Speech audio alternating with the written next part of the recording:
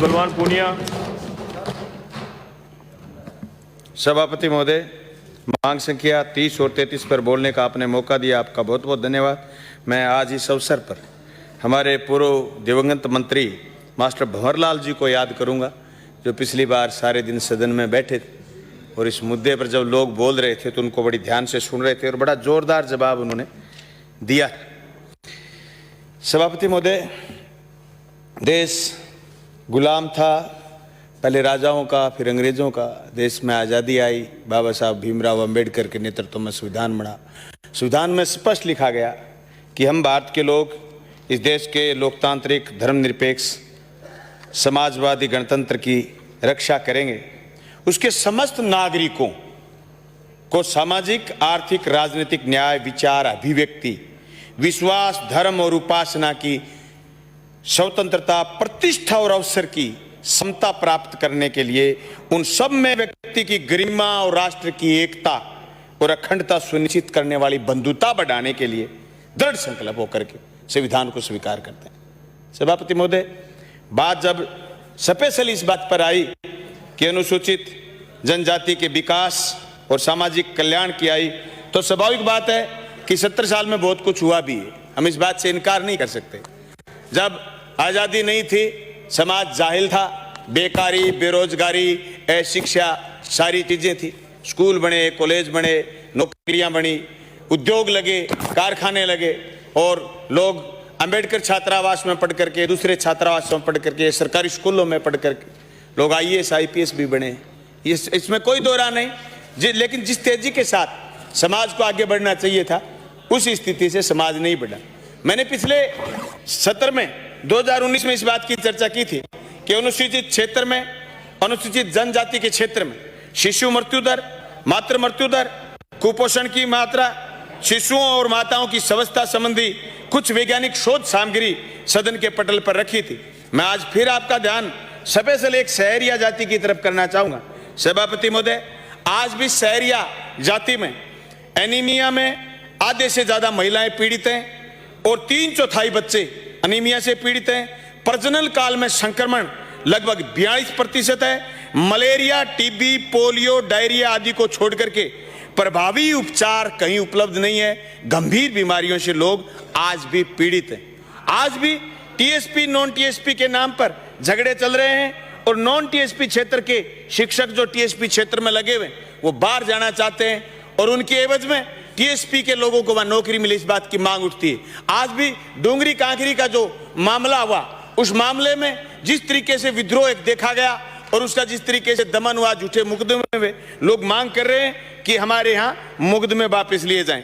आज भी मैं एक बात आपके बीच 2011 का एक सर्वे रखना चाहता हूं, जिसे साबित हो रहा कि सामान्य समाजों से आज भी TSP और नॉन TSP में किस तरीके से साक्षरता दरें अभी भी कम है। वहां मेल में 68.55% और फीमेल में 48.35% और शहरिया जाति में 36.27% मेल और फीमेल में अभी भी 7.85% शिक्षा है। इसका मतलब जनजाति क्षेत्र पिछड़ा हुआ है और जनजाति में शहरिया जाति पिछड़ी हुई है। इस तरीके से अगर हम अलग अलग वैल्यूएशन करें, अलग अलग पैमाने पर देखें, तो आज भी जनजाति क्षेत्र काफी पिछड़ा हुआ है। सभापति महोदय, मैं आपका ध्यान इस बात की ओर आकर्षित करना चाहूंगा कि जो अशिक्षा, गरीबी, भूखमरी और यातायात की जो कमी आज भी इस क्षेत्र में है। इसलिए मैं मांग करता हूं कि जहां भी TSP क्षेत्र के लोग रहते हैं, उन वार्डों में, उन मोहल्लों में स्पेशल नशे पर ध्यान दिया जाए और समाज को बराबर लाने के लिए मांग बार बार जो उठ रही है, उसको गंभीरता से संविधान में प्रदत्त अधिकारों के तहत लागू किया जाए। सभापति महोदय, मैं बराबरी की बात पर आऊं तो रेसला नाम के संगठन के लोग जो अभी विधानसभा के बाहर पिछले 5 दिन से भूख हड़ताल पर बैठे हैं, उनकी मांग है कि व्याख्याताओं की संख्या 52,699 जो प्रिंसिपल बनने के लायक हैं, उनको सिर्फ 14% आरक्षण है, 14% सीटें मिली हुई। प्राध्यापक की जो कि 3650 है, उनको 120% मौके मिले हुए। यानी वो इस बात की मांग पिछले 5 दिन से राजस्थान सरकार से कर रहे हैं। मेरे एक पत्र के जवाब में सरकार ने 20/7/2020 को उत्तर दिया था कि 80-20 के रेशो से हम इसका समाधान करेंगे, लेकिन पत्रावली आज भी लंबित है और पूरे प्रदेश के 55,000 जो लेक्चरर हैं, व्याख्याता हैं, स्कूल व्याख्याता, वो हड़ताल पर हैं। मैं सवाल सवाल इसलिए उठा रहा हूं इस मसले पर कि बराबरी की बात की जब हम बात करें तो आज भी हम उसको गंभीरता से लागू नहीं कर पा रहे। संविधान की व्याख्या की जब बात आ जाती है तो मैं एक बात आपके बीच में निवेदन करना चाहूंगा। एससी की महिला हमारे यहां शादी करके आ गई, ओबीसी की महिला हमारे यहां शादी करके आ गई, सभापति महोदय आज भी उनको यहां आरक्षण नहीं है। हमें राजस्थान सरकार से ये कई दफा मांग उठा चुके हैं, कई माननीय सदस्य मांग उठा चुके हैं। जनता हमसे मांग करती है कि ये जो आरक्षित वर्ग में पैदा हुआ बच्चा आरक्षित वर्ग में ब्याया गया, दूसरे स्टेट में चला गया, लेकिन उसको आरक्षण नहीं मिल रहा। मैं सरकार से इल्तिजा करता हूं कि एसएलपी लेकर के जाए सुप्रीम कोर्ट और ये प्रावधान कराए कि जो आरक्षण में पैदा हुआ, आरक्षण के परिवार में चला गया, उसको आरक्षण क्यों नहीं।